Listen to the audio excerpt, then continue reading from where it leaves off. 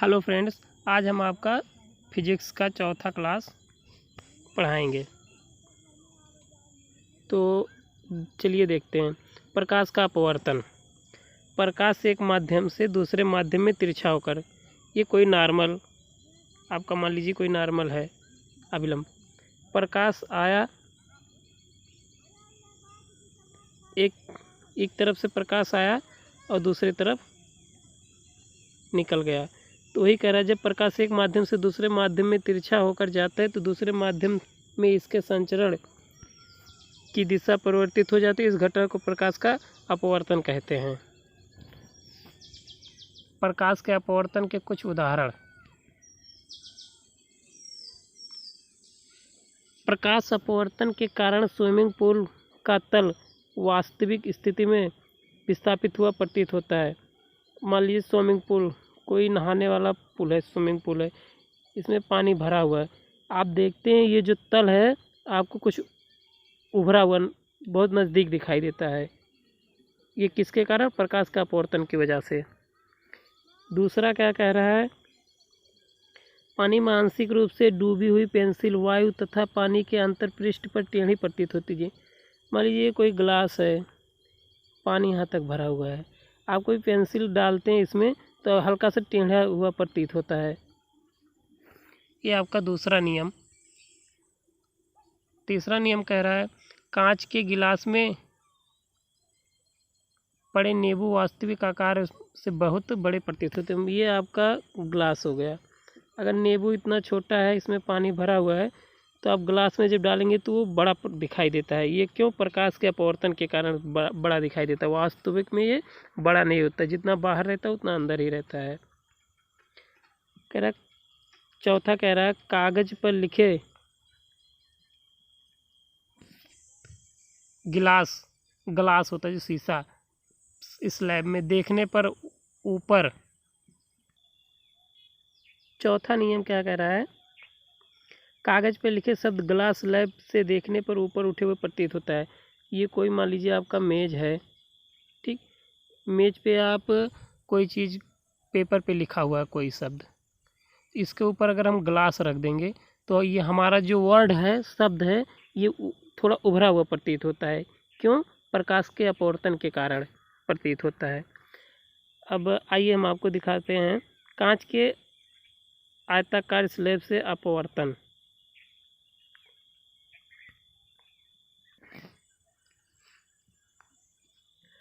ये आपका कांच हो गया, मान लीजिए ये आपका एक कांच हो गया, ये आपका एक नॉर्मल हो गया। कोई किरण आया, ठीक, ये आपका ऊपर वायु, ये आपका कांच है, तो वायु में विरल रहता है और कांच क्या होता है? सघन माध्यम होता है। तो वायु से जब कांच में आएगा प्रकाश तो ये थोड़ा सा अभिलंब की तरफ झुक जाएगा, अभिलंब की तरफ झुक जाएगा और ये डैश होकर सीधे सीधे ये चला जाएगा। जैसे आप इसमें देख लीजिए, किरण आया और अभिलंब सीधे ना जाके ये अभिलंब की तरफ झुक गया है, ठीक। उसके बाद कांच में पहुंच गया।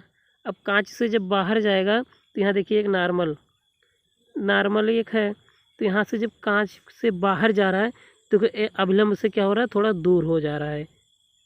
क्यों? क्योंकि कांच क्या होता है? सघन होता है और बाहर वायु क्या होती है?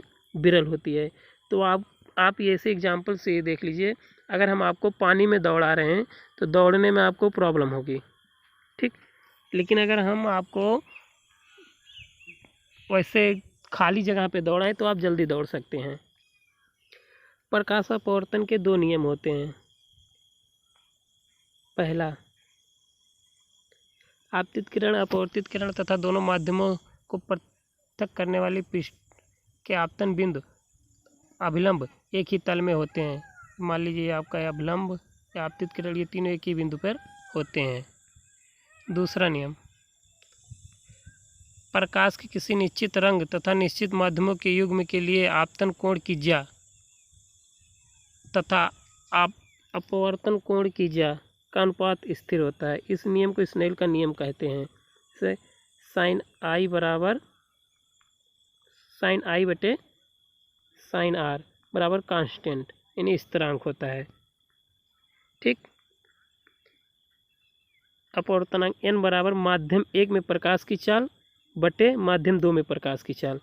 से आपका ये कांच था, ये नॉर्मल रे था, ये माध्यम आपका 1 था, ये माध्यम 2 था, कांच जो था।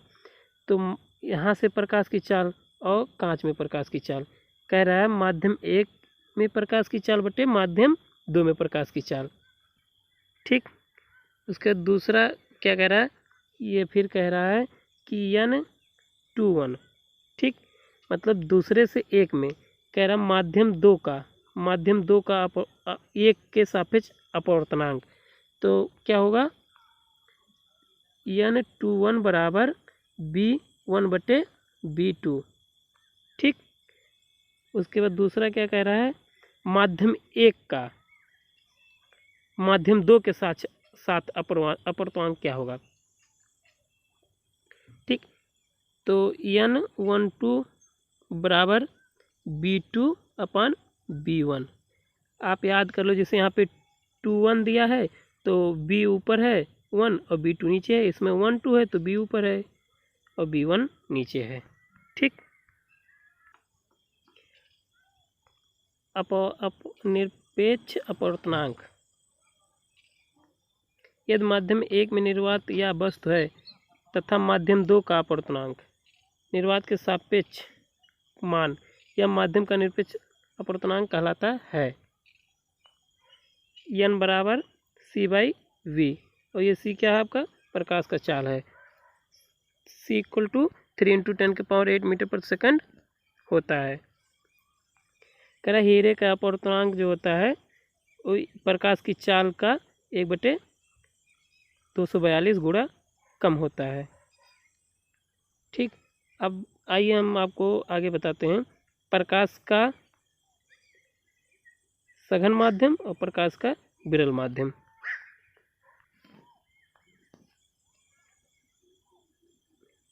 प्रकाशिक सघन माध्यम, मान लीजिए आपका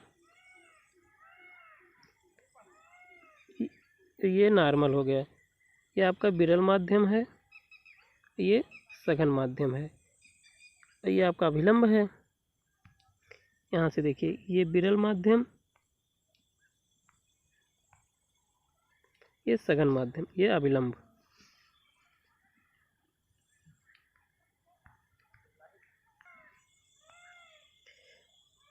सघन दो माध्यमों की तुलना करते समय अधिक अपवर्तनांक वाला माध्यम दूसरे की अपेक्षा प्रकाशित सघन होता है। दूसरा क्या करा है, प्रकाश विरल माध्यम। दो माध्यमों की तुलना करते समय अपवर्तनांक वाला माध्यम प्रकाशित विरल माध्यम है। जब प्रकाश किरण विरल माध्यम से सघन माध्यम में जाता है तो उसकी चाल धीमी हो जाती है, तो अवलंब की ओर झुक जाता है। ये आपका मान लीजिए कांच नीचे और ऊपर आपका वायु हो गया, ये आपका अभिलंब हो गया। वायु में से कांच आया, वायु में से किरण आता है कांच में, जब जाएगा तो अवलंब की तरफ झुक जाएगा। क्यों? क्योंकि वायु में जो होता है वो बहुत विरल होता है और कांच क्या होता है, सघन होता है। दूसरा क्या है, जब प्रकाश की किरण सघन माध्यम से विरल माध्यम में जाती है तो इसकी चाल बढ़ जाती है तथा यह अविलंब से दूर हट जाता है। यहाँ से आया चाल, मान लीजिए सघन माध्यम कांच है, ठीक, यह आपका वायु है। तो कांच से होकर किरण आएगा तो ये अभिलंब की वो नहीं झुकेगा, ये अभिलंब से दूर हो जाएगा, तो ये आपका हो गया सघन माध्यम। ठीक, आइए हम फिर से आपको इसको बताते हैं, सघन माध्यम और विरल माध्यम। ये आपका कांच हो गया, ये आपका वायु हो गया, ठीक, ये एक नॉर्मल हो गया। कांच से अगर कोई वस्तु का किरण आ रहा है, ठीक, ये वायु की जब वायु में जाएगा तो अभिलंब से दूर हो जाएगा। इसको ऐसे सीधे आना चाहिए था, लेकिन ये देखो अभिलंब से दूर हो गया है। ठीक, ये आपका हो गया। और दूसरा क्या है, दूसरा जो है कि अगर वायु, और ये कांच हो गया नॉर्मल, जब वायु से कोई किरण आ रहा है, ठीक, कांच में ये अभिलंब की तरफ झुक जाएगा। इसको सीधे जाना चाहिए था, लेकिन क्या हुआ, सघन की वजह से ये अभिलंब की तरफ झुक गया। जैसे मान लीजिए आपको अगर ये रास्ता है, यहाँ से आप 2-3 लोग अगर निकल रहे हैं, ठीक, तो इधर चौड़ा है, यहाँ पे आपको जाने में कोई प्रॉब्लम नहीं होगी। लेकिन इधर क्या है, यहाँ पे सघन यानी कम चौड़ा है, ये सघन हो गया एरिया, तो आपको यहाँ निकलने में प्रॉब्लम होगी। 2-3 लोग एक साथ नहीं निकल पाओगे, एक एक लोग निकलोगे। तो ये आपका हो गया सघन माध्यम इधर, और ये आपका इधर विरल माध्यम। तो आई होप आपको समझ में आ गया होगा। तो कल हम आपको लेंस के बारे में पढ़ाएंगे। ठीक, अगर आपको अच्छा लगा हो वीडियो तो लाइक, सब्सक्राइब और शेयर भी कर दीजिएगा अपने फ्रेंडों के पास जो हाई स्कूल में अभी हैं उनके पास। Thank you.